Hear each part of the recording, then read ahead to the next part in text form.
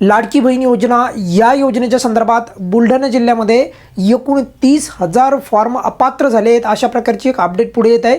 परंतु यावर सरकारचं स्पष्टीकरण आलेलं आहे का, खरंच 30,000 फॉर्म जे आहेत अपात्र झालेले आहेत का, यावर पण मी बोलणार आहे। परंतु चांगली बाब ही आहे की KYCच्या संदर्भात प्रचंड जिल्ह्याच्या ठिकाणी, मग ते जिल्हा अधिकारी कार्यालय असू द्या किंवा मग महिला बालविकास अधिकारी कार्यालय असू द्या, तहसील कार्यालय असू द्या, तर या ठिकाणी लाडक्या बहिणींची गर्दी ज्यावेळेस होत आहे तर त्यावेळेस त्यांना आश्वासन पण देण्यात येत आहे की ज्या त्रुटी आहेत तर त्या त्रुटी दूर केल्याच्या नंतर लाभ चालू करण्याचं परत आश्वासन पण खूप साऱ्या लाडक्या बहिणींना देण्यात येत आहे।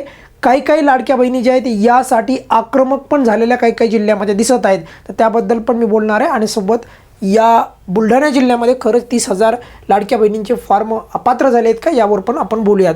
तत्पूर्वी लवकर प्रश्न मार्गी लागणार कशाच्या संदर्भात, KYC मध्ये चूक झाली आणि या चुकीमुळे नोव्हेंबर व डिसेंबर महिन्याचा हप्ता बंद झाला, असं जर तुमचं झालेलं असेल तर लवकर प्रश्न मार्गी लागणार अशा प्रकारचे आश्वासन अधिकाऱ्यांमार्फत लाडक्या बहिणींना देण्यात येत आहे।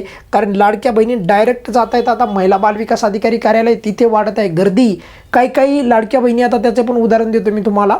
खास करून जर आता आपण याच्या पाहिलं म्हणजे बुलढाणा जिल्ह्यामध्ये पाहिलं किंवा वाशिम जिल्ह्यामध्ये पाहिलं, हे बघा इथे वाशिम जिल्ह्याची पण एक अपडेट येत आहे, त्यानंतर बुलढाणा जिल्ह्याची पण एक अपडेट येत आहे। याच्या अगोदर मी तुम्हाला भंडारा जिल्ह्यामध्ये पण सांगितलं होतं आणि सोबत आणखी पण खूप साऱ्या ठिकाणी अजूनही प्रचंड ठिकाणी लाडक्या बहिणी त्यांच्या हक्काचा लाभ शासनाने बंद करू नये यासाठी त्यांच्या स्तरावर जे आहेत प्रयत्न करीत आहेत। आपण आपल्या स्तरावर, ते त्यांच्या स्तरावर काम करीत आहेत। बघा बुलढाणा जिल्ह्यामध्ये 30,000 लाडक्या बहिणी अपात्र झाल्या आहेत अशा ज्या आहेत या गोष्टींमुळे, आणि एकंदरीत बऱ्याचशा महिलांना यावेळेस 2 हप्ते आलेच नाही, नोव्हेंबर आणि डिसेंबरचा। त्यामुळे सरकाराकडून खरं तर या 30,000 लाडक्या बहिणी खरंच अपात्र झाल्यात का यावर स्पष्टीकरण आलेलं नाही। म्हणजे तुर्तास तरी आपलं उत्तर जरी नाही असलं पण लाडक्या बहिणींना तर लाभ आलेला नाही आणि त्यामुळे हजारो लाडक्या बहिणी 2 हप्ते न मिळाल्यामुळे महिला व बालविकास अधिकारी कार्यालयामध्ये त्यांची गर्दी वाढत आहे। कारण की त्या महिलांचे हप्ते, त्यावर त्यांचं जे नियोजन ते आत्तापर्यंत करीत आलेले आहेत, पात्र आहेत त्या किरकोळ चूक, जसं की KYC मध्ये शासकीय नोकर त्यांच्या घरी नसून पण त्यांच्याकडनं चुकून KYC मध्ये तिथे उत्तर निवडताना गोंधळ निर्माण झाला आणि त्यामुळे त्यांचा लाभ थांबला। तर त्यामुळे त्या लाडक्या बहिणींचं म्हणणं आहे की आमचा लाभ चालू करा, आणि माझंही म्हणणं आहे त्यांचा लाभ चालू करा।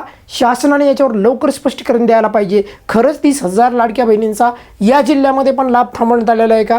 पुढे बघा वाशिम जिल्ह्यामध्ये जर आपण पाहिलं, लाडक्या बहिणींनी जिल्हा अधिकारी कार्यालयाला जाऊन दाद मागितला की आमचा लाभ का बंद केला, आणि तिथे त्यांना लवकर प्रश्न मार्गी लागणार अशा प्रकारचं अधिकाऱ्यांमार्फत जे आहेत आश्वासन पण लाडक्या बहिणींना मिळत आहे।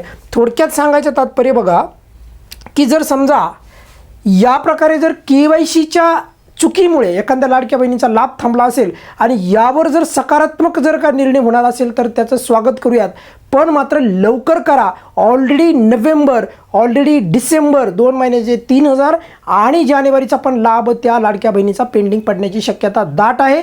त्यामुळे सरकारने लवकर एकदा पोर्टल चालू करा, एडिटचा ऑप्शन द्या आणि एकल महिला आणि त्यानंतर ज्यांचे वडील व पती बेपत्ता आहेत अशा लाडक्या बहिणींना KYC करण्याचा पोर्टलवर ऑप्शन उपलब्ध करून द्या। यापूर्वी नव्हता तो द्या।